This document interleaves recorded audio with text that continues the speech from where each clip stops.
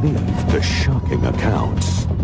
These people have been traumatized by a very real and present experience in their lives. And the skeptics who say it's all a figment of the imagination. They can't tell the difference between whether it was a memory or a real event. And you'll see our final analysis of all the evidence in our Unex report as we uncover the facts about alien contacts on Unexplained Mysteries, Taken, the Abduction Phenomenon. Over the past 3 decades, the number of reported alien abductions has skyrocketed. Men and women claim to have been taken by extraterrestrials and transported on beams of light into spacecraft. In order to unlock these incredible stories, experts have experimented with regressive hypnotherapy. Over and over again, we get these hidden consistencies in abduction reports which come out through hypnosis. These individuals report this experience as real. It is not dream, it is not fantasy, it is not delusion. Abductee accounts revealed under hypnosis are shocking in their consistency. And this is when I saw the spotlight then was doing this like a beam. Once the beam of light hit me, I was paralyzed. And at that moment, that's when I was on the craft. They were about 3 feet tall. Maybe this high. Their skin looked like it was made of marshmallow. White, pale color. And they had real big eyes. Large, dark eyes. While most abductees speak of being taken by the often described gray alien depicted here, others report insect-like characteristics in some of their captors. There's one being in particular that I always recognize, and he's not a gray. He's taller, he's thinner, he's got a bigger head, he's got bigger eyes. His limbs are very praying mantis-like. There have even been sightings of extraterrestrials that seem to be alien-human hybrids.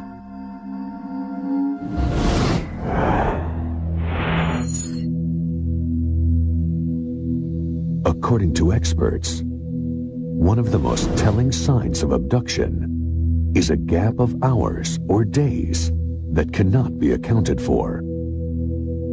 This missing time aspect is very, very common in abduction experiences, where the person cannot remember where he or she was. One possible reason for the lost time, alien testing. With uncanny similarity, nearly all report being subjected to insidious medical experiments. The person will describe being on a table, which is generally metallic. They are unable to move. They describe operations which take place. The next thing I remember, they have this thing in front of my eye. Like a metal instrument that was kind of like shaped like an L. And it went all the way back down to here, though, in my throat. Abductees point to the scars they retain from their encounters as proof of the experience. Connie Smith thought she had merely dreamed of a violent UFO encounter.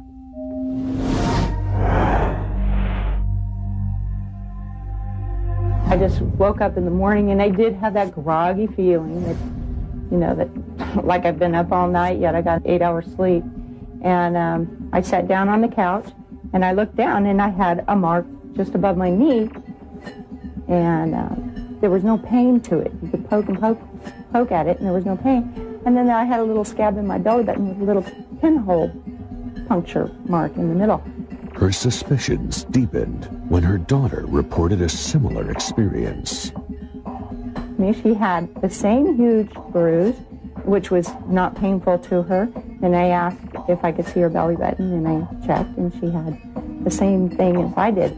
Jesse Long says he has been abducted repeatedly since his first close encounter at the age of 4. After being subjected to a battery of experiments, he was returned home with a similar telltale scar. My mother remembers me pointing out that I had a scar on my leg. She said it never bled. Under the skin, Jesse detected a solid object. It was in my leg for 34 years, and I finally decided to have it removed. And this is what they took out. Tests on the object determined its composition to be silicone and trace metals. Jesse believes it is a tracking device. Brian Koski also says he is the victim of multiple abductions.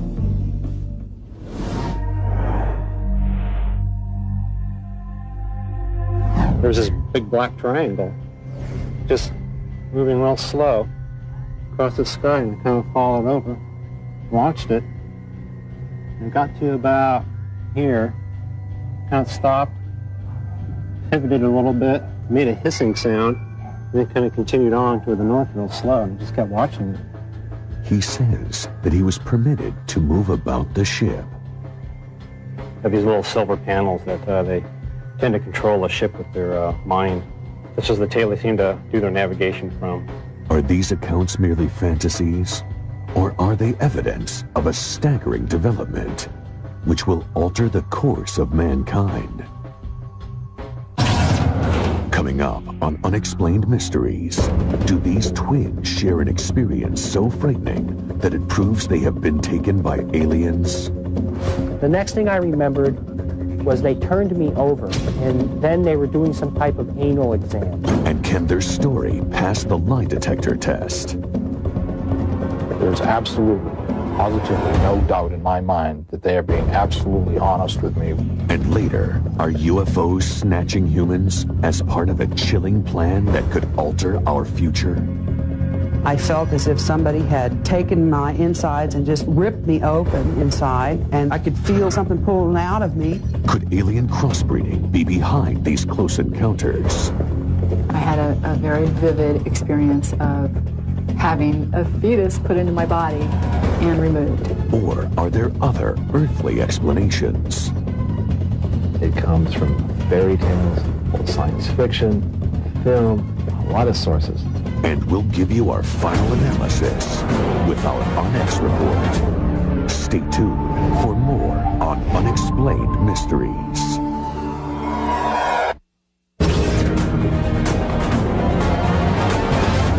Unexplained Mysteries, Taken, the Abduction Phenomena. One individual story about being taken may be hard to believe. But what about mass abductions? Groups of people all seized at once, recalling the same chilling event.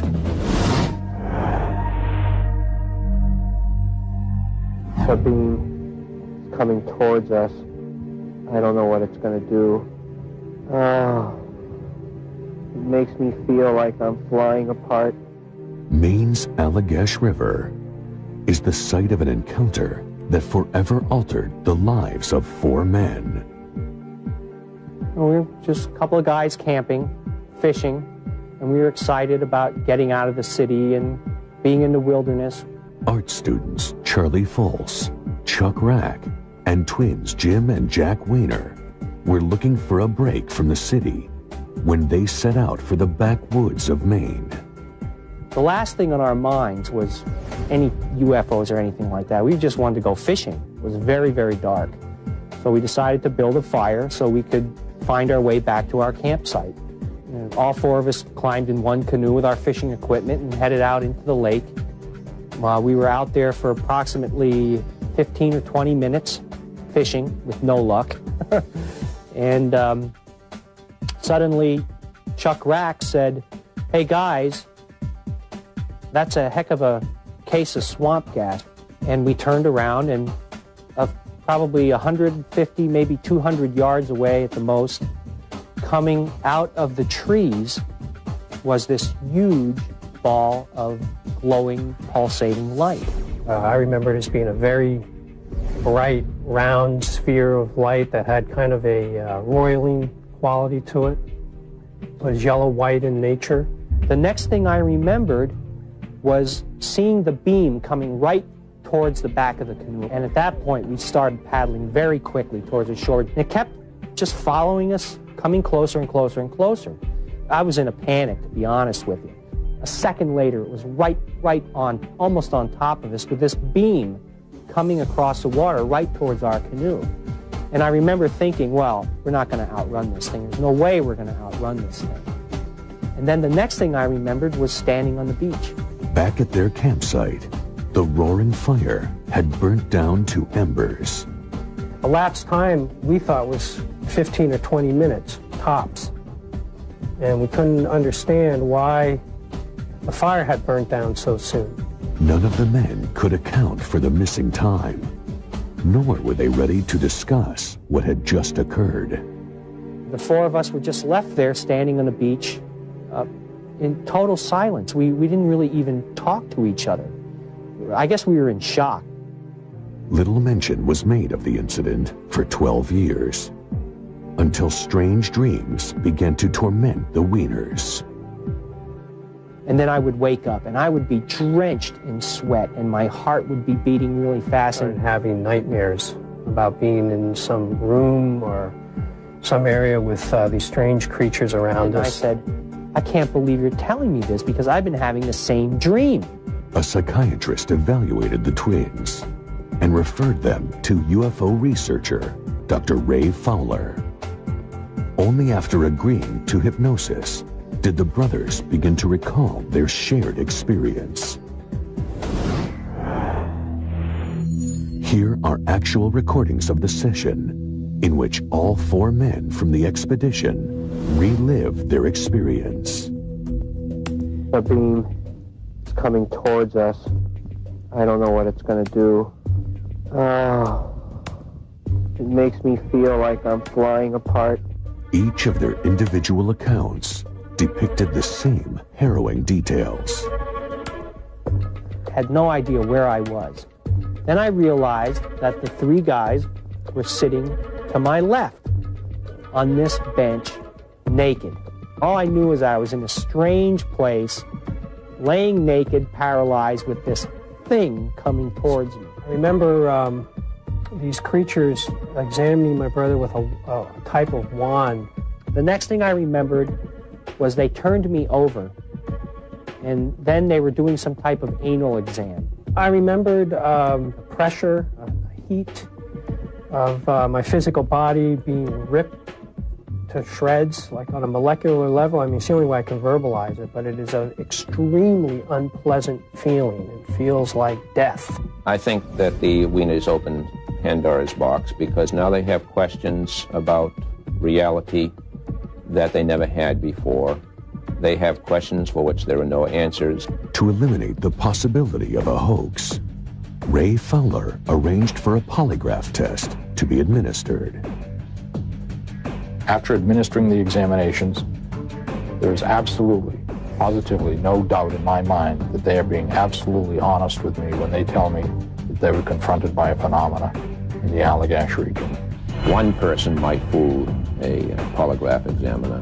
You have four all passing the tests, and the polygraph examiner being convinced that all four are telling the truth is very important. I feel very strongly that what they describe is a real experience.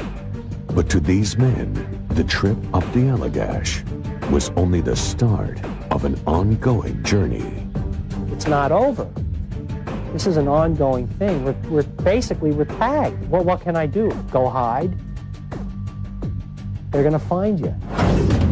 Next up, if extraterrestrials are abducting humans, what is their alien agenda?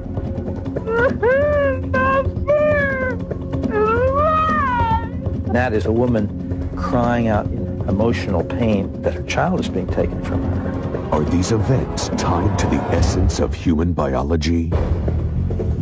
Sometimes we'd be abducted and there would be sexual situations that would pair off. They've lost their own reproductive capabilities, so they are trying to find a new genetic stock with us. And later, Hollywood's take on aliens. Close Encounters, for good or evil, had an enormous effect on what people expected aliens to look like. We'll put it all in perspective in our exclusive On X report, coming up on Unexplained Mysteries.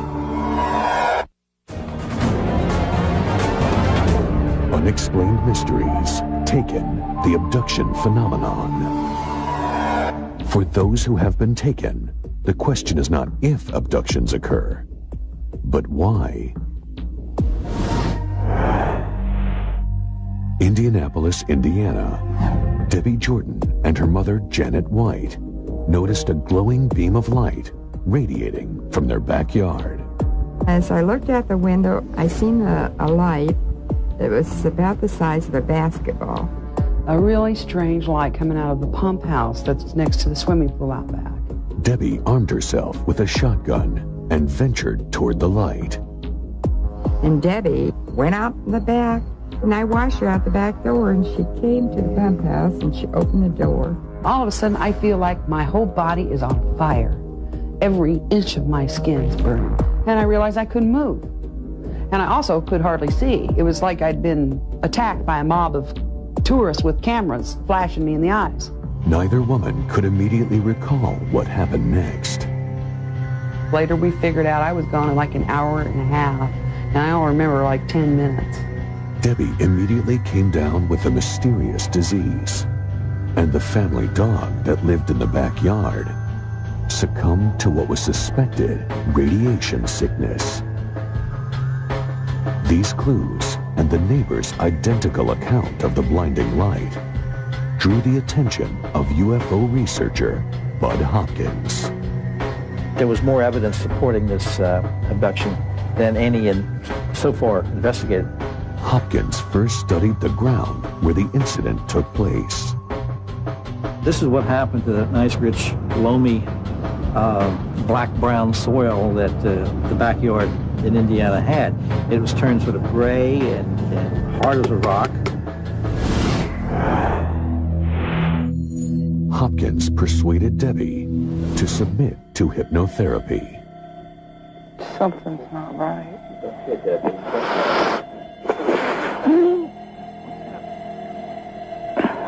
Like I was being squashed. Squashed? Your whole body? My stomach. Under hypnosis, an alarming discovery. Debbie Jordan had been pregnant at the time of the incident, but lost the baby. I felt as if somebody had taken my insides and just ripped me open inside, and I could feel something pulling out of me, and this little tiny thing that looked like a mouse with no skin on it. This is the first case that let us understand the alien's purpose. Hopkins' theory that alien abduction phenomenon is related to a need to genetically manipulate the human species.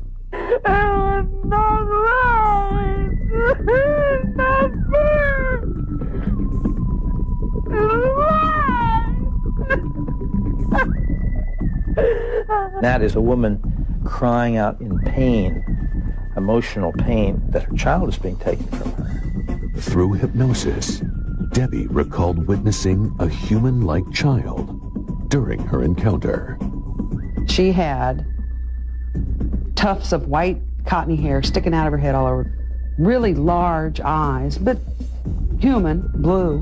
When I thought, oh, I'd love to hug you, I asked if I could take her home with me, and he told me no, she could survive with me.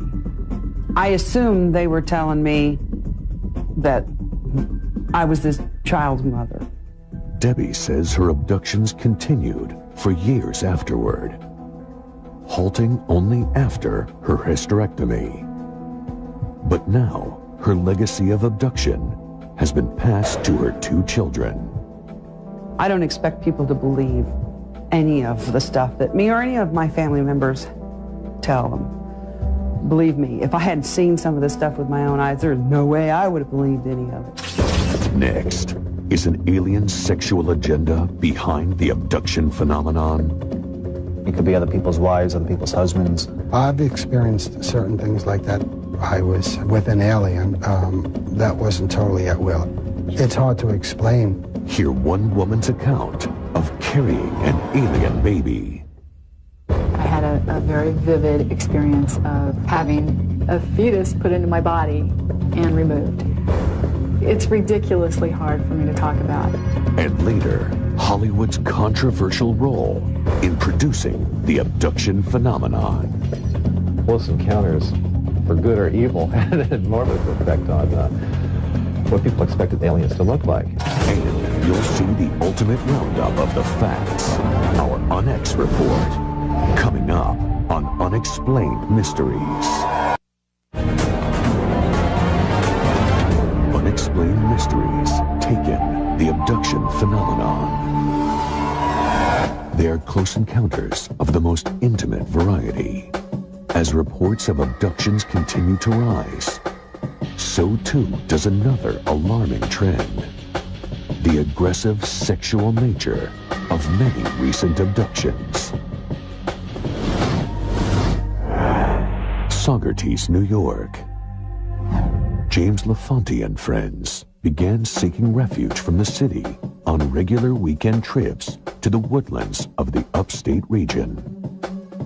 I first met James in '87, and a few friends of us, we all went upstate to the trailer.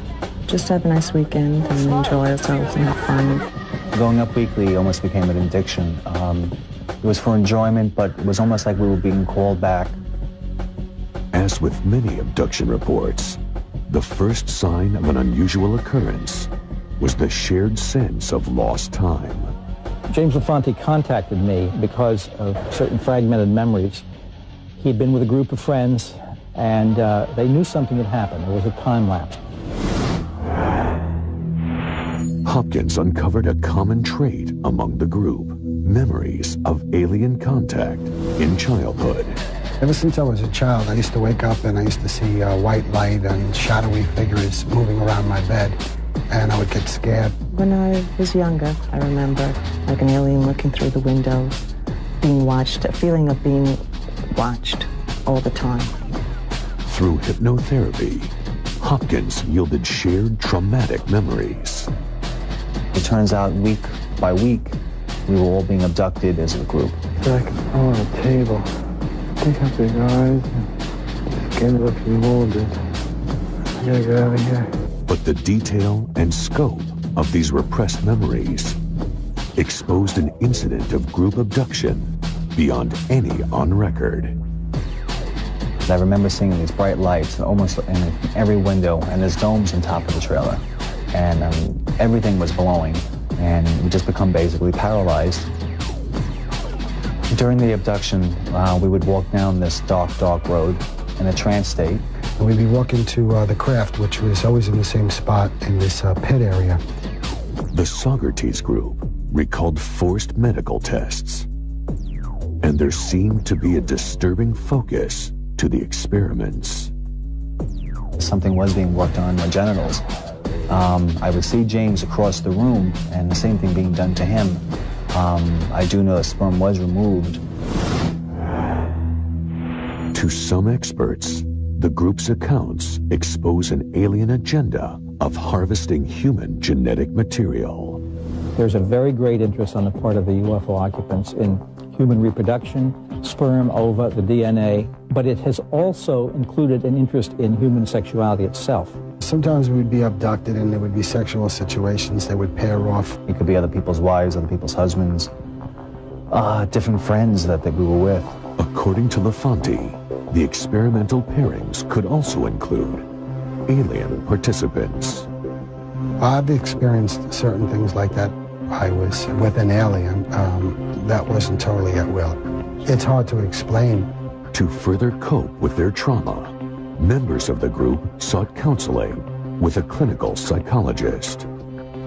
Generally, when I work with people using their imagination, there's a personalized stamp that people put into their imagery because it's being generated from a part of themselves. These abductees and their reports do not have this kind of personalized stamp, and I think it makes it even more credible. I lost plenty of jobs, I lost friends, I lost family, I lost a number of things, and it got to the point where I would, I was contemplating suicide in a sense because there was no escape. Is the disturbing account of the Saugerties group a hint as to why aliens are seeking out humankind? If so, Many believe that Kim Carlsberg represents the next piece of the puzzle. Kim Carlsberg was a successful professional photographer when an encounter experience changed the direction of her life. I came home, went to bed, I woke up, and I was not in my bed any longer. I was standing in what I thought was an elevator. I was paralyzed. Like so many prior abductee accounts, Kim recalls medical experiments happening around her. And there were these little short off-white beings, naked guys with big black eyes doing things to these people on these tables. And I didn't know if I was going to live through the night. I really thought that these people might be dead, and I thought that I was going to be next.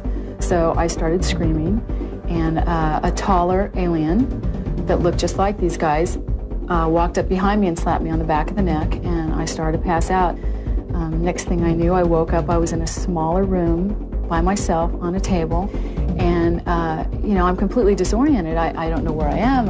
I don't know what's happened to me. In a series of semi-lucid flashes, Kim recalls the alien testing. I had an experience where they put a metal rod to my tailbone, and they take skin samples. I had something shoved up my nose. I felt this drug feeling come over my body, and I knew that I was going to be unconscious within a matter of seconds, and there wasn't anything that I could do about it. And I woke up back in my bed, and at that point, you know, I thought that I had completely lost my mind. I knew I wasn't hallucinating, but it was the only logical explanation. And that encounter was not an isolated episode. She has had numerous subsequent abductions. One memory is particularly harrowing. I had a very vivid experience of having a fetus put into my body and removed. It's ridiculously hard for me to talk about. Is Kim's experience corroborating evidence to others' accounts of baby harvesting? If so, why would an advanced race need human babies? One theory holds that alien evolution may have stalled, requiring human DNA for future development. Some people hypothesize that their planet or where they come from is arid and barren, and they've lost their own reproductive capabilities, so they are trying to find a new genetic stock with us. They do need our genes to propagate their own species. It's a recurring theme that we hear from a lot of abductees. They're studying us, they're studying our sexuality, our emotions, and they're using us for some design goal as the center of this experiment. Kim's story has been met with fierce skepticism. I know how crazy it sounds for a woman to say she's been implanted with an alien fetus. I'm an intelligent woman, I'm highly educated, I know how the world perceives it, but I'm sorry, it's the truth. To Kim and all abductees, the need for more research into the abduction phenomenon is urgent. Such study could either prove the reality of their claims or provide alternate answers for these troubling encounters. An extraordinary phenomenon such as this demands an extraordinary investigation. It is irresponsible to dismiss it. Next on Unexplained Mysteries. Are these alien encounters influenced by popular culture?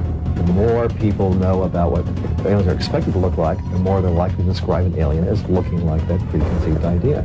Or is Hollywood merely mirroring actual incidents? I think what was unique about Close Encounters is it was science fiction, and yet in a sense it wasn't. They can't tell the difference between whether it was a memory or a real event, or whether it was imagination. And this is the problem. And finally, we'll analyze the evidence in our Unex report on Unexplained Mysteries.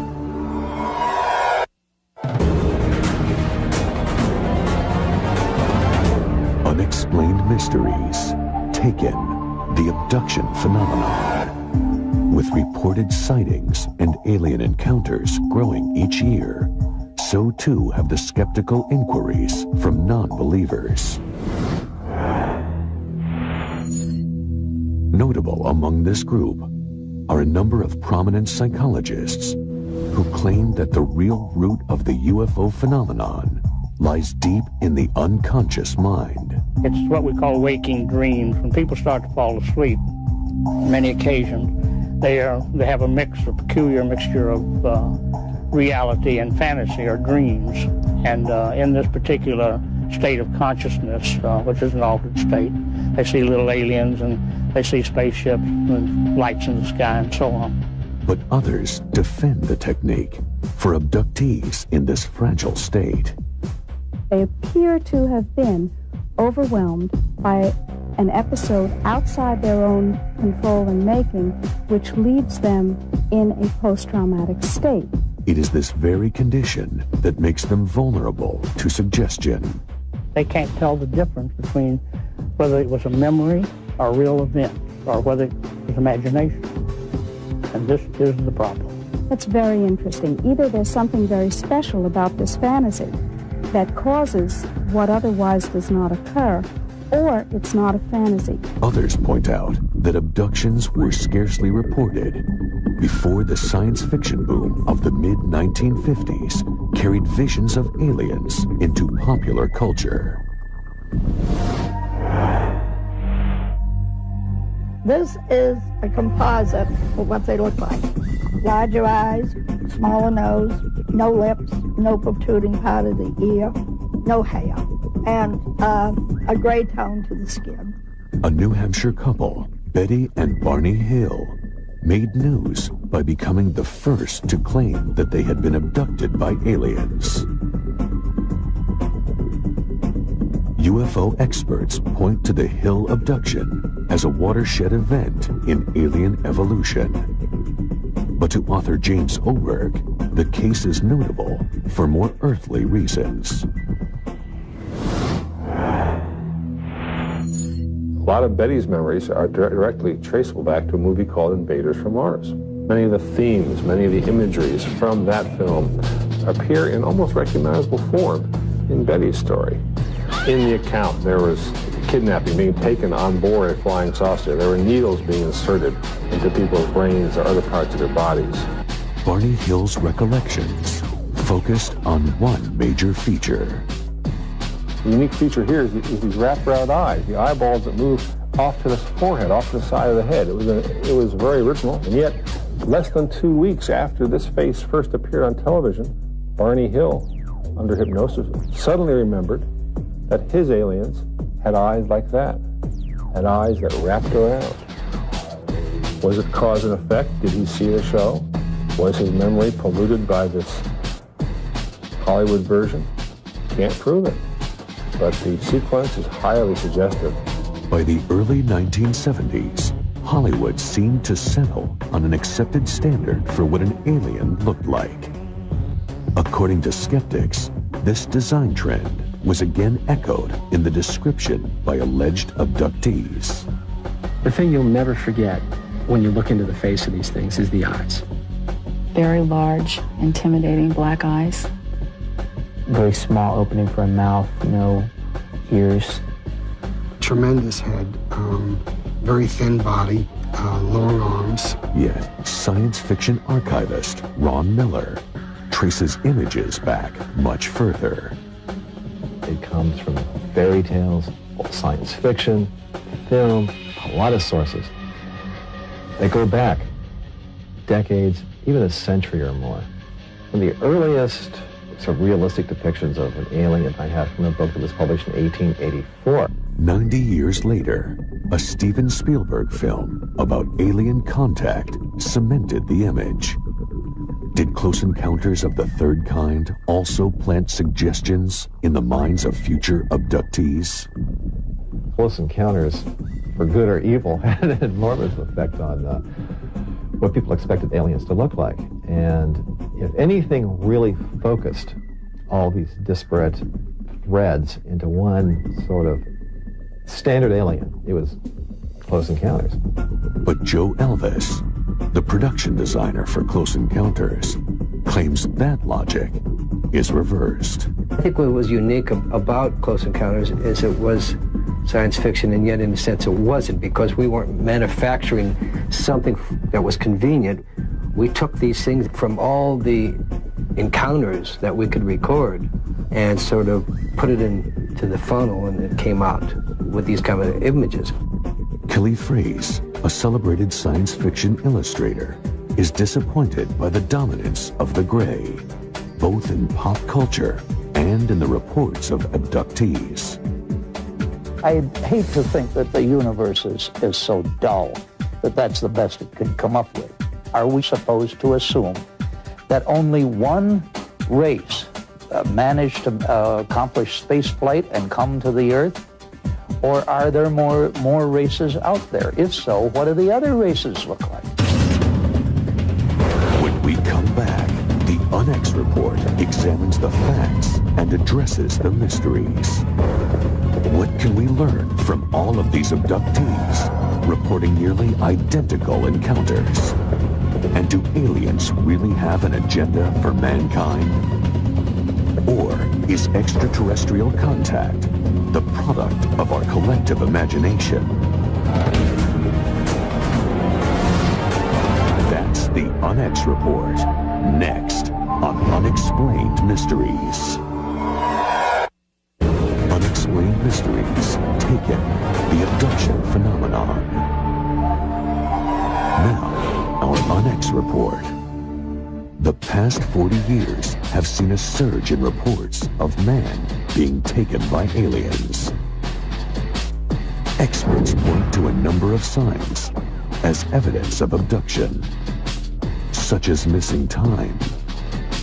This missing time aspect is very, very common in abduction experiences, where the person cannot remember where he or she was. Other indications include strange medical symptoms and even implants. It was in my leg for 34 years, and I finally decided to have it removed. And this is what they took out. The use of hypnosis is increasingly being used to access hidden memories of alien encounters. And there were these little short off-white beings, naked guys with big black eyes, doing things to these people on these tables.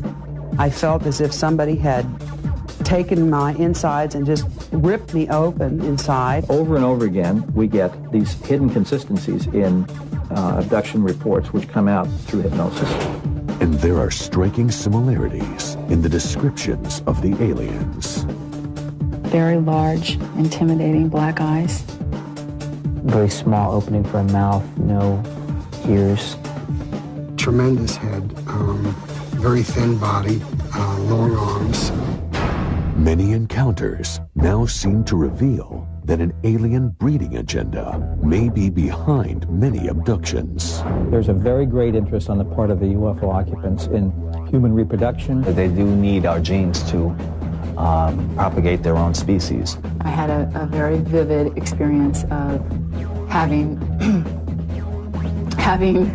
a fetus put into my body and removed.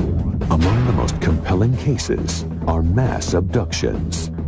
Subjects are taken together and recall the same experience. During the abduction, we would walk down this dark, dark road in a trance state. Remember these creatures examining my brother with a type of wand. Polygraph machines have further verified their accounts. There's absolutely, positively no doubt in my mind that they are being absolutely honest with me. But skeptics maintain that Hollywood is the real source of all alien sightings. The more people know about what aliens are expected to look like, the more they're likely to describe an alien as looking like that preconceived idea. One thing is certain. The complex reality of abduction will continue to spur debate as long as so many questions remain unanswered. It is irresponsible to dismiss it. An extraordinary phenomenon such as this demands an extraordinary investigation. Until that time, the alien abduction phenomenon will remain an unexplained mystery.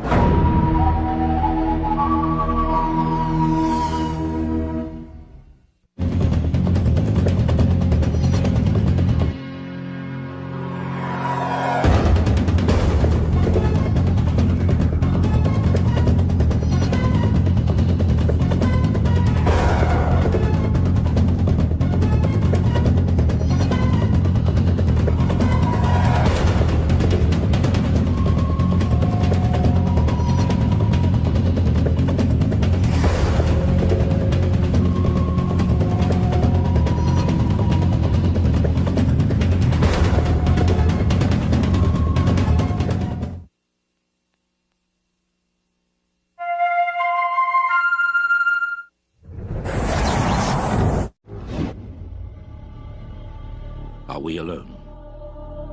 To this day, the inhabitants of planet Earth have looked to the stars for proof of other life.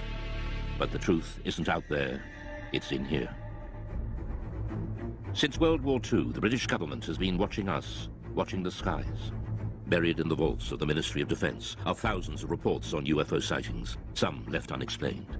But now, after decades of secrecy, the files are being released. And for the first time, the truth about Britain's UFOs is revealed. A near mid-air collision. I can't speculate on what it was, I really can't. I mean, I don't know to this day what it was. A World War II bomber's close encounter. I don't talk about it too much to people, only close friends. An unidentified object caught on radar. And new evidence on one of the most celebrated UFO cases, the Welsh Roswell. If it could be shown that any UFOs were extraterrestrial in origin, people's entire belief system would fundamentally change. Strange, unexplained stories that leave many wondering if there really is life out there.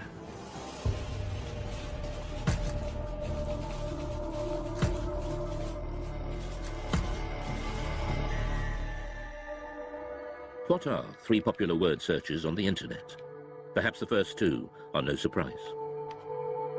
UFOs have an incredible hold on the popular imagination, but few myths have involved government investigations, surveillance, and cover-ups. UFOs have. One person who knows just how seriously UFO sightings have been taken by the British authorities is ex-MOD operative Nick Pope. From 1952 onwards, it was decided that there really needed to be a small unit set up permanently to research and investigate the UFO phenomenon. And really from the 50s right up until 2009, the Ministry of Defence did have a small project looking at the UFO mystery. Pope and the UFO desk in the 90s, helping add to the thousands of files the ministry had gathered for decades. Now that they're being released from the vaults, key UFO eyewitnesses give their side of the stories. And UFO experts, skeptics and believers interrogate just what the MOD was keeping secret. Dr. David Clark is the journalist who helped first persuade the MOD to release the files. If you look in the files, there are thousands of unusual things in the sky from right across the British Isles. There's absolutely no doubt that people see things in the sky that they can't identify. They always have done.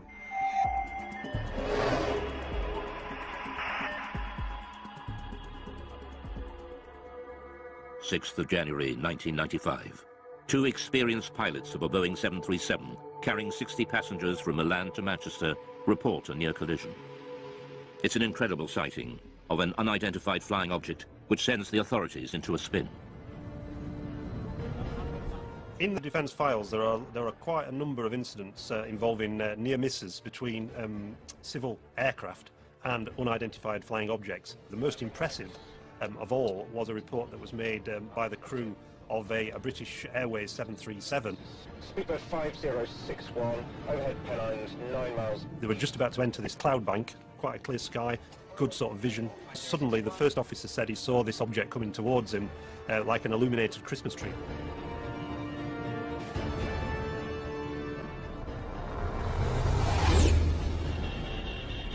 What the hell? It was so low in its approach and so close that he automatically ducked, thinking there was going to be a collision. And this thing just zoomed past, and immediately he turned to the captain and said, "Did you see that?" The captain said, "Yeah, I saw it as well." Immediately the pilots radioed into Manchester Control Tower. There's a lot of concern amongst air crews about what damage could be done to their reputation if they became known as, the crew that see flying saucers. So it was interesting in this case that despite that, these two air crew decided that when they landed they were going to file an official air miss report. So that would then trigger a full detailed investigation by the Civil Aviation Authority, which is exactly what happened. For the first time, the MOD files show how this extraordinary incident sparked a full-scale investigation conducted by aircraft near-miss investigator Anthony Booth. Well, it was unusual for a start because it was the only one in my memory in 7 years of working in that particular department that I'd actually dealt with something like this. We could talk to the pilots, both the pilots. We would go through looking at radar recordings, RT transcript recordings of the voices of the pilots, recordings of what Manchester Air Traffic Control had to say. We just looked at anything that might shed some light on what this object might have been. The pilots now refuse to talk publicly about the near crash, but the MOD files recall what they told Anthony Booth at the time. My attention was initially focused on the glare shield in front of me, but I was diverted by something in my peripheral vision. The object had a number of small white lights, rather like a Christmas tree. The high speed of the object, although unable to estimate its distance, it was very close. There's a transcript of the conversation between the captain of the 737 and ground control. This is Speedbird 5061. We just had something go down the right-hand side, just above us, very fast. And Manchester immediately come back and say, well, there's nothing seen on radar. Was it an aircraft? Well, it had lights. It went down the starboard side very quickly. Manchester say, and just above you? Just slightly above us, yes. Manchester then advise them to keep an eye out for anything, but they can't see anything at all. It must have been very fast. It went down very quickly after it passed you, I think. Okay, well, there you go. The Manchester control tower could not find any radar signal. To radar expert Doug Robb, this is extraordinary. It says the likelihood of such activity escaping detection is remote, as the area is well served by several radars, and any movement at the levels in question would almost certainly have generated a radar response. Nothing was seen. So what was it that avoided radar detection? The MOD files show that the investigators and pilots considered all the possibilities. It was a hang glider. At night, he's suicidal. Hang glider would not be picked up by normal radar, no. Comet? No, I don't think so. A meteor could be detected on re-entry if the radar was looking exactly in the right direction as that piece of debris went past at some speed. Military? Maybe, but I didn't recognise it. But we're near a major airport. It would have shown up on the radar response. Spy plane? I don't think so. Didn't look like a stealth. Stealth aircraft would not be picked up by normal radars. If a spy plane is being kept secret, it's not going to be flying where people can see it. And certainly nowhere near airliners. UFO? That'd be daft. I don't know. These pilots are not lying. They did have an unusual experience, which to them remains baffling. The files show the investigation seriously analysed the possibility of military activity, but they found no evidence from any official source. It seems most unlikely that such a flight would have been conducted so close to a busy international airport. So what was it? We revealed the conclusion, locked away in the MOD vaults since 1995, reached by Anthony Booth's investigation. Most of the incidents that we looked at, we could arrive at some conclusion, definite conclusion, but in this case, we couldn't really. We had to come up with an assessment of cause and risk. Both the risk and the cause were unassessable. Degree of risk, unassessable. Cause, unassessable. Really, that statement is really, really unusual to find that in an official air miss report, and it's basically saying we don't have a clue what was seen. What they'll say back at BA. I think they might rib us about this one. At the end of their the summary of the working group's discussions, it says that there is no doubt that these pilots both saw an object and that it was of sufficient significance to prompt an air miss report. Unfortunately, the nature and identity of this object remains unknown. To speculate about extraterrestrial activity, fascinating though it may be, is not within the group's remit and must be left to those whose interest lies in this field. To some ufologists like Nick Pope, the absence of any real conclusion leaves serious and unanswered questions. Now, to me, this was quite extraordinary. UFO does not mean alien spacecraft, but clearly, in some people's minds, whether it was the pilot and the first officer, or whether it was the investigators at the Civil Aviation Authority or the Ministry of Defence, clearly somebody was thinking, well, maybe, just maybe, this is something extraterrestrial. I can't speculate on what it was, I really can't. I mean, I don't know to this day what it was.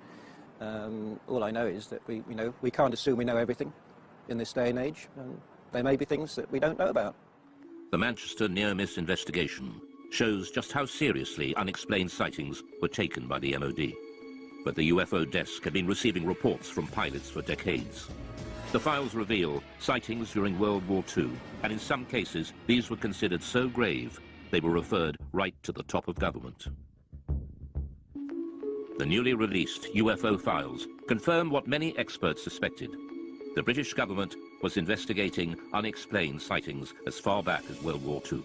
I don't talk about it too much to people, only close friends who experienced perhaps flying during the war.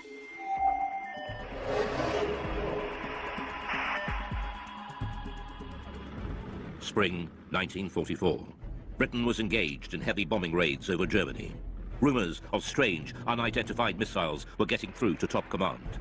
Considered a threat to public morale, the MOD files reveal that the order to keep them secret came right from the top. Sightings such as the one seen by gunner Bernard Dye. Now I have here a personal wartime diary. I'll read you an entry which I wrote on the 26th of April. Operation Essen. 300 aircraft raided Essen. Dye then recorded the most extraordinary sight. By unidentified objects, which I describe as just red balls of fire. This is the first time Bernard Dye has spoken on television about what happened that night. We left the target area and we were heading back towards Mildenhall, our base. We were heading across France. Everything appeared to be peaceful. Suddenly I saw 3 balls of fire coming up from below and reported this to our pilot, Arthur Horton, on the intercom. A few seconds afterwards, the rear gunner, Brian Harper, he observed 2 more red balls of fire. Immediately, Arthur was a bit perturbed, and were they fighters? No, not fighters, Arthur, just balls of fire coming towards us. I said to Arthur, now, evasive action, corkscrew, starboard, go, go, go.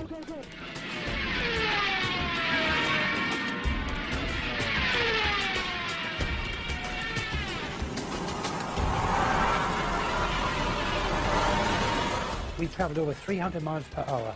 The aircraft was shaking like a leaf, and still they were following. The pilot was getting worried about burning the engines up. Engineer, Dave, what about the engines? Never mind the engines, skipper. Keep going, or something to that effect. The words were rather rude.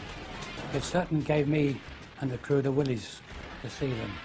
After a short distance, these 5 red objects, they just got slower, and the red lights disappeared into the blackness below, and we got safely home. Well, when we got back to Mildenhall, our base, you know, each crew was interrogated by intelligence officers, and they just laughed at us. And this upset the pilot, and, you know, he said, you wouldn't bloody well have been laughing if you'd have been sitting with us in the aircraft. What did gunner Bernard Dye think they were?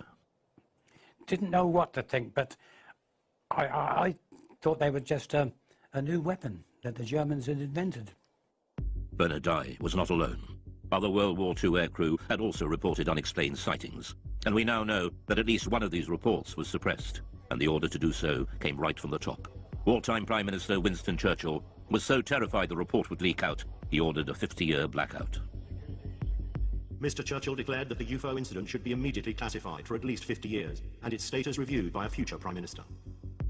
Churchill's order referred specifically to a late World War II sighting made by a British aircrew returning from a reconnaissance mission over Germany. The files record, my grandfather was present during a debate about an unexpected incident experienced by an RAF bomber crew. The MOD files show that the story originates from the grandson of Churchill's bodyguard, who had been present at an urgent meeting between the Prime Minister and the US commander of the Allied forces, General Eisenhower, who discussed the incident together. He was writing in to see if the ministry could confirm this story, that this guy who was the bodyguard was present at a discussion between Winston Churchill and Eisenhower about a mysterious incident when the crew of a Royal Air Force reconnaissance aircraft that had seen this metallic object that had appeared by the side of their aircraft, and it followed the aircraft, and it behaved in a way that was completely unexplainable in terms of it being, you know, a German aircraft or any other sort of Nazi flying machine that they were aware of. A leading aircraft expert was also at the meeting. He dismissed any possibility that it could be a missile, since a missile could not suddenly match its speed with a slower aircraft and then accelerate again. Churchill was determined this would go no further. Another person at the meeting raised the possibility of an unidentified flying object, at which point Mr. Churchill declared that the incident should be immediately classified. But the file goes further. One extraordinary line explains just how fearful Churchill was of public reaction to this UFO sighting, if it ever got out. This event should be immediately classified, since it would create mass panic amongst the general population and destroy one's belief in the church. But the files also reveal that this wasn't the first time Churchill had got embroiled in UFO sightings. In October 1912, there was sightings of mysterious lights in the sky over the dockyards at Sheerness in Essex. Winston Churchill was the First Lord of the Admiralty, and he had to look into this, and Churchill had to admit in Parliament that he couldn't explain what had been seen. The files show that even after the war, Churchill took a personal interest in unexplained sightings. In the aftermath of the sightings in Washington, D.C. in 1952, that made all the news headlines, Winston Churchill again became interested and sent the memo to the Secretary of State for Air. What does all this stuff about flying saucers amount to? What can it mean? What is the truth? Let me have a report at your convenience. Until now, gunner Bernard Dye never knew there were other World War II sightings that Churchill wanted kept secret at such a critical time in the war. We showed him the newly released MOD file on Churchill. Well, after reading this report, it sounds, you know, really identical to what we witnessed and saw that night. I haven't heard of this before, but it doesn't surprise me that he was told about it, because things happened during the war years, and there were other objects obviously appeared. It's interesting that during the 1940s there were a very large number of sightings reported by aircrew, and there are various Royal Air Force files at the National Archives that detail some of these reports, rocket phenomena they were described as, but they were never able to explain them. And at the end of the war, when they debriefed some of the Luftwaffe pilots, they said that they'd seen very similar things themselves, and they thought they were Allied secret weapons. So is there an explanation as to what the aircrew saw? Dave Clark has his own theory. They just thought that it was a combination of misperception on part of the aircrew. They were expecting enemy action because they were so charged up on adrenaline. UFO or not, the files show that the World War II leaders were desperate to keep such sightings away from the public. The next file reveals how, even decades later, the government was still panicking about UFOs.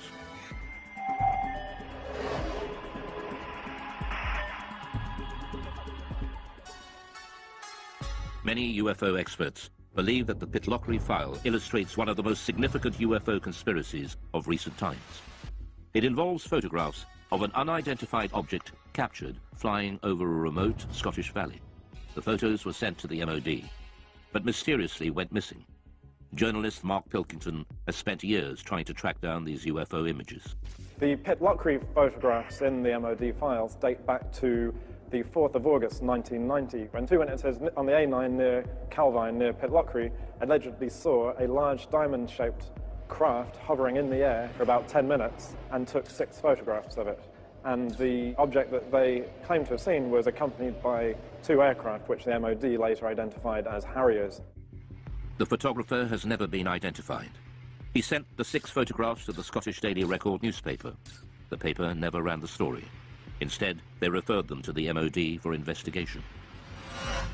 The Ministry of Defence took their own copies of the photographs, which have since disappeared. They, according to the files, sent the original negatives back to the Scottish Daily Record, which inexplicably never ran a story on the subject and never published the photographs, and presumably returned them to the 2 men whose names have been removed from the file, so we can't ask the 2 men. So mystery piled upon mystery. All that remains in the files is a photocopy of the alleged photographs. UFologists later mocked up this photo of what was seen. But Nick Pope dealt with the original photos and file when he worked behind the MOD desk. Both the Defence Intelligence Staff and the Joint Air Reconnaissance Intelligence Centre analysed this very carefully, and the consensus was clear on this. This was a real object. It was maybe 25, 30 metres in diameter. I sat down with my opposite number from the Defence Intelligence Staff at a briefing about UFOs. We discussed this photograph extensively. This was something that was of defence interest, because clearly it could do something that we couldn't, and we wanted that technology. The MOD was determined to play down the incident. There's an interesting briefing by the Ministry of Defence press office on defensive lines to take if these photographs made it into the newspapers, and they were asked questions about this. And there's a list that basically says that we have looked at the photographs and no definitive conclusions have been reached regarding the large diamond-shaped object. And if they were pressed by the media They were told to say all sighting reports received by the ministry are referred to the staff in the departments which are responsible for the air defence of the UK. During his time with the ministry, Pope had a blown-up copy of the photograph on his office wall until it was personally taken down by his superior. One suggestion was that this was a secret prototype American spy plane. My head of division convinced himself that this probably was some secret aircraft or drone, and he ordered that this be removed. We know from the files that there was a lot of internal discussion about, were the Americans flying this incredible spy plane, and if so, why had they not asked for permission, for this thing to fly through British airspace? Journalist Mark Pilkington believes that events at the time could well have influenced what people thought they had seen. This was just 2 days after the first Gulf War had broken out, and there were certainly great deployments of aircraft towards the Middle East, and the UK was a kind of sort of stop-off point and a sort of launch pad for a lot of those aircraft. The MOD were clearly worried about public reaction, just as Churchill had been 4 decades earlier. So was there a cover-up by the MOD over the mysterious Pitlochry photographs? There's a possibility that the Ministry of Defence destroyed these images, possibly because they thought that they were some American spy plane that they'd rather we didn't know about, or maybe if this thing genuinely remained unexplained, because we simply didn't want the embarrassment of saying that there might be things in our airspace with speeds and manoeuvres that exceed everything that we've got, and yet which remain unexplained. However, all we're basing this on, we should make clear, is a very grainy, fuzzy black and white image that, for all I know, could have been drawn by a child with crayons. Mark Pilkington is still looking for the real Pitlochry photographs to find out just what did put Britain's defences to the test. But 6 years later, on Britain's east coast, another UFO sighting sparks off a full-scale military investigation and a direct challenge to the Secretary of State for Defence. In 1996, the Ministry of Defence was drawn into a serious breach of UK defences by a UFO over East Anglia. MOD files reveal it not only involved the police, Coast Guard and RAF, but a call to the Defence Secretary to scramble jet fighters. I'm very concerned about an incident that occurred off the East Anglian coast recently involving a visual unidentified flying craft sighting that was correlated by various different military radar systems. Why weren't our jets scrambled? It was one of the biggest UFO scares ever. And it all started one quiet October night on the East Coast.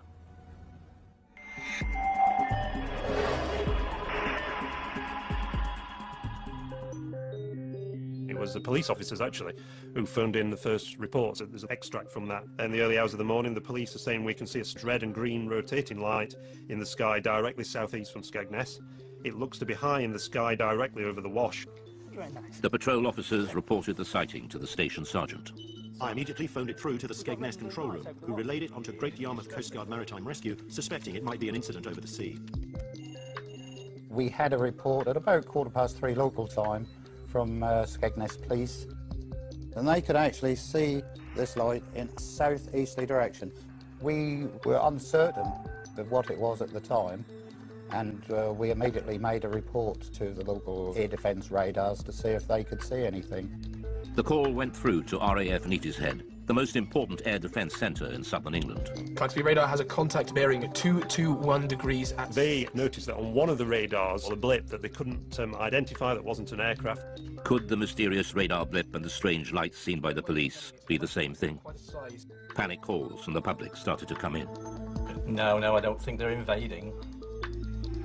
The call was put out to shipping to keep a lookout for unidentified lights. Then a tanker came back. We're seeing a group of lights above the Wash. The vessel at sea was the Connor Coast, and she was in much this sort of area. At 3:50 a.m., Patrol Officer P.C. Leyland rushed onto the police station roof to video the strange lights and managed to capture 5 minutes of footage, now showing a single stationary white light. News of the sighting spread quickly through the UFO grapevine. The transcript of the conversation between the Coast Guard and the police and the trawler crew was leaked to the local news, and it suddenly became this huge UFO incident that got to the attention of the local MP. The sighting gathered such momentum, even local Labour MP Martin Redmond got embroiled and started asking difficult questions.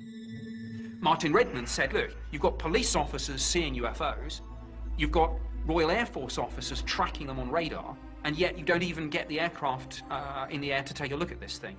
Here's a copy of the letter that Martin Redmond MP sent to the Right Honourable Michael Portillo, Secretary of State for Defence, and he says, "I'm very concerned about an incident that occurred off the East Anglian coast recently involving a visual unidentified flying craft sighting, which was correlated by various different military radar systems. While I'm interested in finding out what was seen, my primary concern stems from the absolute shambles that such an event seemed to cause." So he's really sort of having a go at the Ministry of Defence and saying, you know, why didn't you react to this? What are the RAF doing? So this really stung the RAF.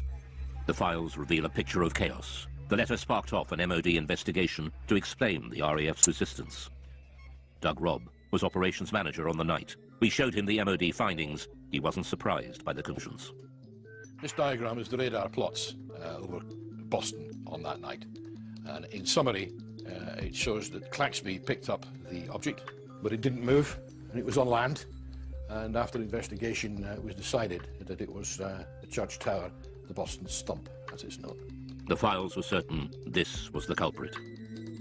The church is known in aviation circles as the Boston Stump, and appears occasionally on some radars in certain radar propagation conditions. They said that this was a completely separate phenomenon to the bright stationary lights that had been seen by the police from Boston and Skegness and by the tanker crew. The report concluded there was no justification to order the scramble of RAF fighters, much to the chagrin of the local MP, Martin Redmond. You'd scramble for a high-speed incoming aircraft 200 miles away, but you're not going to scramble aircraft for a fixed object on land. I mean, what's the threat? If what the radar picked up was indeed a church, what then were the mysterious lights seen by the police and the tanker crew? The MOD scrutinized the police video footage. It suggests a distant celestial source. The MOD sent the footage onto the Royal Greenwich Observatory for analysis. Their report has been kept buried since 1996 in the MOD files. UFO and astronomy expert Ian Ridpath was shown their conclusions and the police video.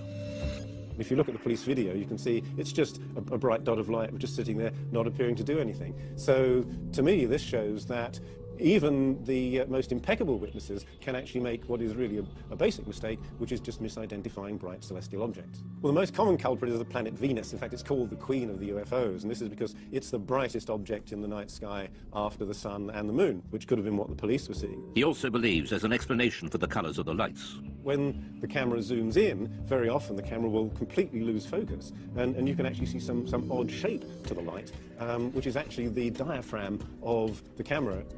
But this doesn't explain what the tanker crew observed. The MOD investigation found that they saw a light coming from a different direction to Venus. And they were baffled. These lights remain unexplained. But expert Ian Ridpath believes there is an answer.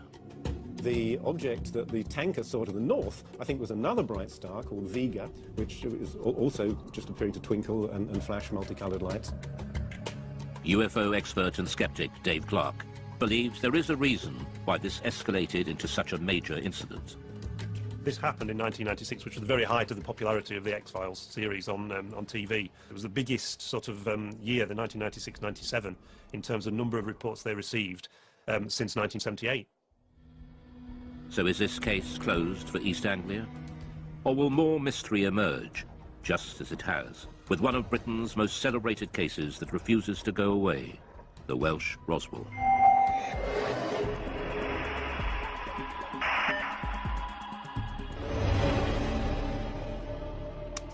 In 1974, in North Wales, thousands of people experienced a violent earth tremor and lights were seen falling from the sky. Some ufologists believe a UFO crashed, and there's been a cover-up ever since of the Welsh Roswell. Oh, a heck of a bang, yes. Oh, yes, it's like a tremor. It was in the house, shook the houses, really new houses. It seemed to come right on top of their head until the house was coming down. There were lights coming from the top of the mountain, just up over there. 24th of January 1974 at 21:50 GMT. 5 bodies, spectacularly incandescent, were observed traversing the sky.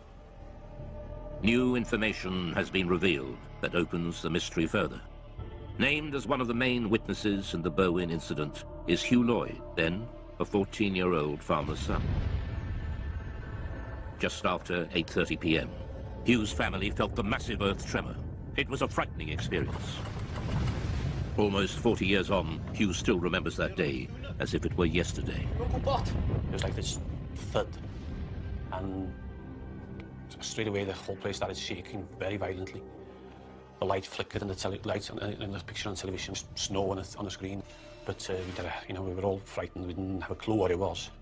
And Enoch said that it must be an explosion. And then the phone started ringing. Hello? Like neighbours, phoning to ask, did you feel that? And then roughly about 20 minutes, there was a knock on the door. And there was a police officer there. And he said, we've had reports there's a plane crash that's come down on the Berwyn, and we'd like to commandeer your Land Rover to go up there. Me being 14, I said, well, Enoch, you better drive it.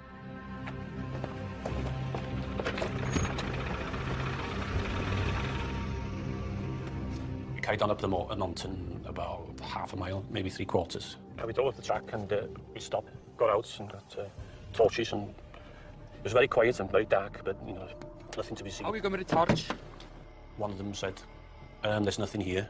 It's too quiet, we can't see anything. We might as well go down. So we turned back to the vehicles, and as we were approaching the vehicles, we saw this very bright white light. It's up the valley. Just behind those trees there, up to the left, in the valley between those two mountains. A very bright white light, coming up from the ground, pointing upwards. But it was, very, very bright. I knew it was coming from the ground, but we couldn't actually see the source of the light because it was, in the valley itself, being hidden. The light didn't look like a plane crash. It was too white for a fire. It didn't last for very long. 20 seconds was at the most. They searched the mountainside, but there was no sign of a crash. So what was the light? UFologist Andy Roberts has researched the Berwyn UFO for years. Although a skeptic, he admits there is a central mystery to the incident involving another key witness. At a village nearby called Llanderfel, there was a district nurse called Pat Evans. She felt the explosion there, and because she was a nurse and had all the medical equipment, thought, if a plane's crashed, I could get up there and give much-needed help until the emergency services arrived. Pat Evans was with her 2 teenage daughters, 4 miles from Hugh Lloyd when the earth tremor hit.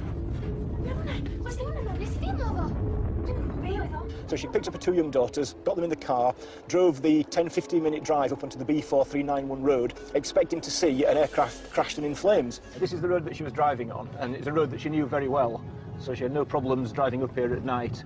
And obviously she was out there looking for what she thought was going to be a plane disaster. And just as she came out from the other side of this copse of trees, she was absolutely astonished to see, far across the hills to the left, a huge ball of red, white, orange, pulsating light. Whatever the object was, it was too far from the road to be reached on foot. Pat and her daughters watched, astounded at the ball of light, slowly pulsating and changing colour.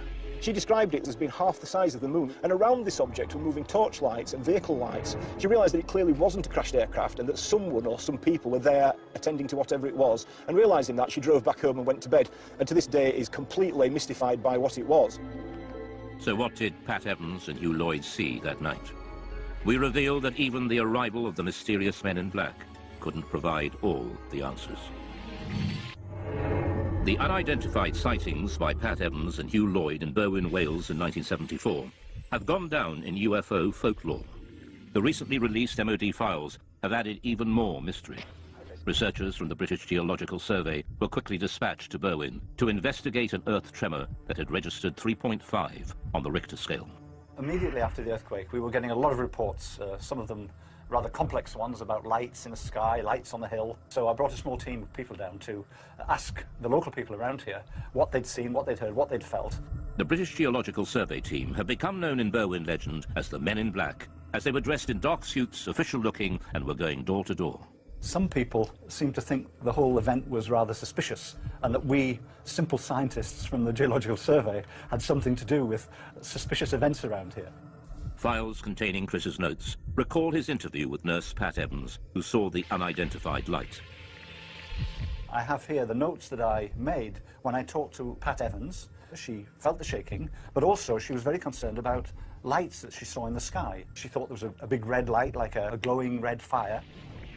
This is a copy of one of the maps that we, with our team, used when we were going around the area talking to people. And we were able, therefore, to put on the map exactly where we got that interview from, and therefore exactly what that person saw, heard and felt. This British Geological Survey map buried in the vaults, is a revelation.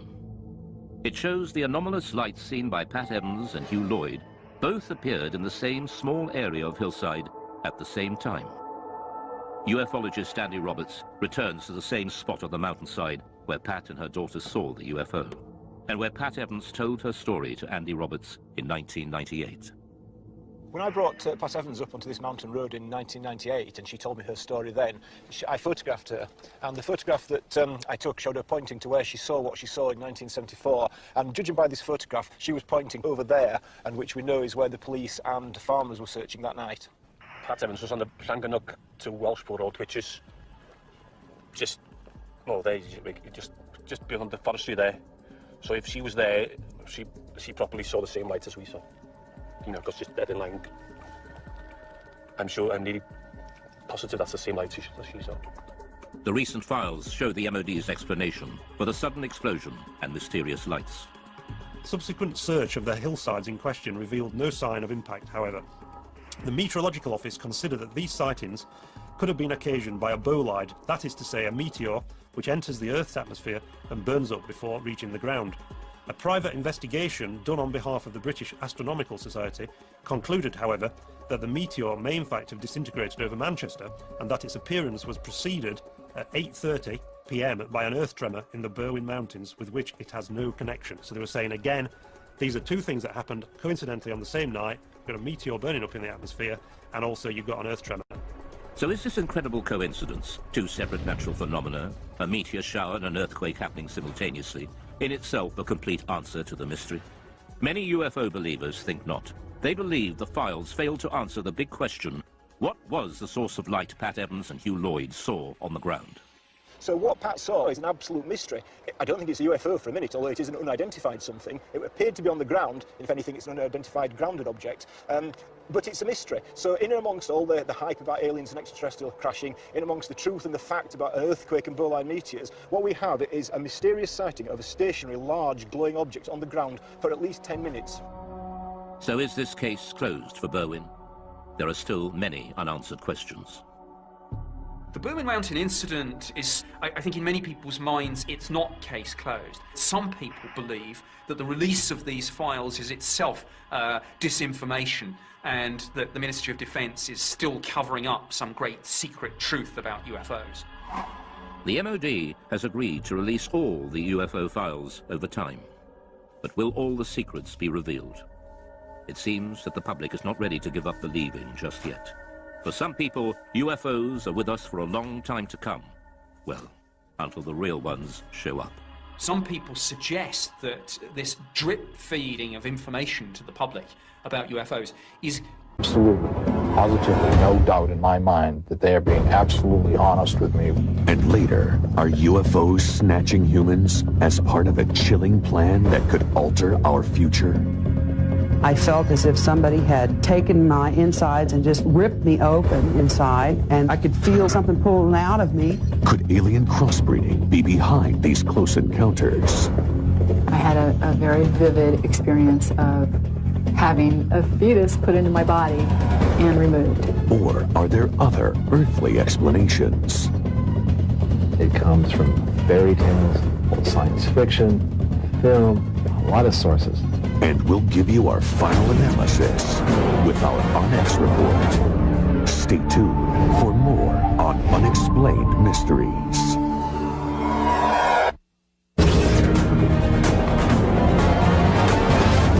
Unexplained Mysteries, Taken, the Abduction Phenomena. One individual story about being taken may be hard to believe. But what about mass abductions? Groups of people all seized at once, recalling the same chilling event.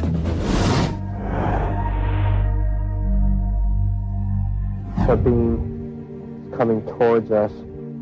I don't know what it's going to do. It makes me feel like I'm flying apart. Maine's Allagash River is the site of an encounter that forever altered the lives of 4 men. We were just a couple of guys camping, fishing, and we were excited about getting out of the city and being in the wilderness.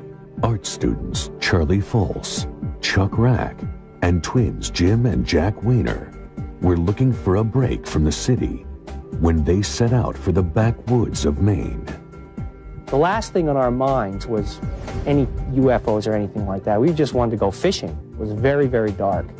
So we decided to build. The shocking accounts. These people have been traumatized by a very real and present experience in their lives. And the skeptics who say it's all a figment of the imagination. They can't tell the difference between whether it was a memory or a real event. And you'll see our final analysis of all the evidence in our Unex report as we uncover the facts about alien contacts on Unexplained Mysteries, Taken, the Abduction Phenomena. Over the past 3 decades, the number of reported alien abductions has skyrocketed. Men and women claim to have been taken by extraterrestrials and transported on beams of light into spacecraft. In order to unlock these incredible stories, experts have experimented with regressive hypnotherapy. Over and over again, we get these hidden consistencies in abduction reports which come out through hypnosis. These individuals report this experience as real. It is not dream, it is not fantasy, it is not delusion. Abductee accounts revealed under hypnosis are shocking in their consistency.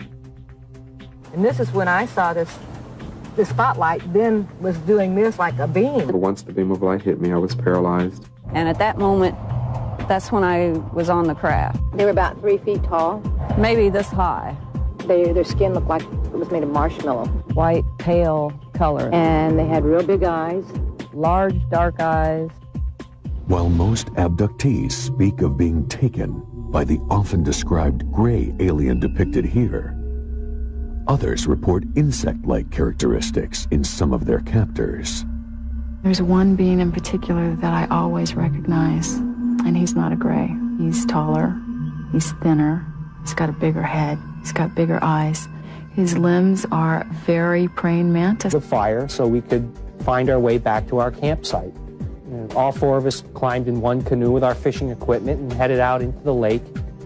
We were out there for approximately 15 or 20 minutes fishing with no luck. And suddenly Chuck Rack said, "Hey guys, that's a heck of a case of swamp gas." And we turned around and probably 150, maybe 200 yards away at the most, coming out of the trees was this huge ball of glowing, pulsating light. I remember it as being a very bright, round sphere of light that had kind of a roiling quality to it. It was yellow-white in nature. The next thing I remembered was seeing the beam coming right towards the back of the canoe. And at that point, we started paddling very quickly towards the shore. And it kept just following us, coming closer and closer and closer. I was in a panic, to be honest with you. A second later, it was right on, almost on top of us, with this beam coming across the water right towards our canoe. And I remember thinking, well, we're not going to outrun this thing. There's no way we're going to outrun this thing. And then the next thing I remembered was standing on the beach. Back at their campsite, the roaring fire had burnt down to embers. Elapsed time we thought was 15 or 20 minutes, tops. And we couldn't understand why the fire had burnt down so soon. None of the men could account for the missing time, nor were they ready to discuss what had just occurred. The 4 of us were just left there standing on the beach in total silence. We didn't really even talk to each other. I guess we were in shock. Little mention was made of the incident for 12 years, until strange dreams began to torment the Wieners. And then I would wake up and I would be drenched in sweat and my heart would be beating really fast. And I asked if I could see her belly button, and I checked, and she had the same thing as I did. Jesse Long says he has been abducted repeatedly since his first close encounter at the age of 4. After being subjected to a battery of experiments, he was returned home with a similar telltale scar. My mother remembers me pointing out that I had a scar on my leg. She said it never bled. Under the skin, Jesse detected a solid object. It was in my leg for 34 years, and I finally decided to have it removed. And this is what they took out. Tests on the object determined its composition to be silicone and trace metals. Jesse believes it is a tracking device. Brian Koski also says he is the victim of multiple abductions.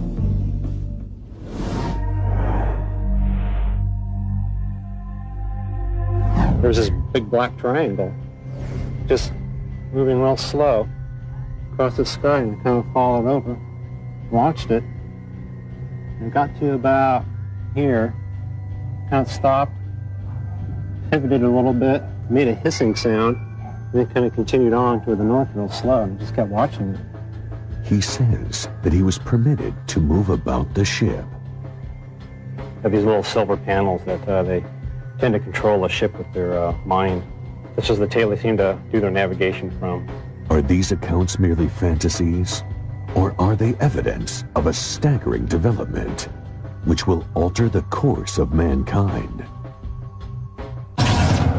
Coming up on Unexplained Mysteries, do these twins share an experience so frightening that it proves they have been taken by aliens? The next thing I remembered was they turned me over, and then they were doing some type of anal exam. And can their story pass the lie detector test? There's like there have even been sightings of extraterrestrials that seem to be alien-human hybrids.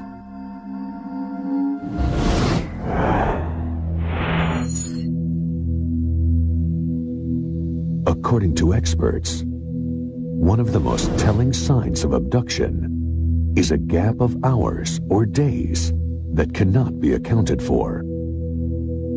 This missing time aspect is very, very common in abduction experiences, where the person cannot remember where he or she was. One possible reason for the lost time, alien testing. With uncanny similarity, nearly all report being subjected to insidious medical experiments. The person will describe being on a table, which is generally metallic. They are unable to move. They describe operations which take place. The next thing I remember, they have this thing in front of my eye, like a metal instrument that was kind of like shaped like an L, and stuck it. It went all the way back down to here, though, in my throat. Abductees point to the scars they retain from their encounters as proof of the experience. Connie Smith thought she had merely dreamed of a violent UFO encounter.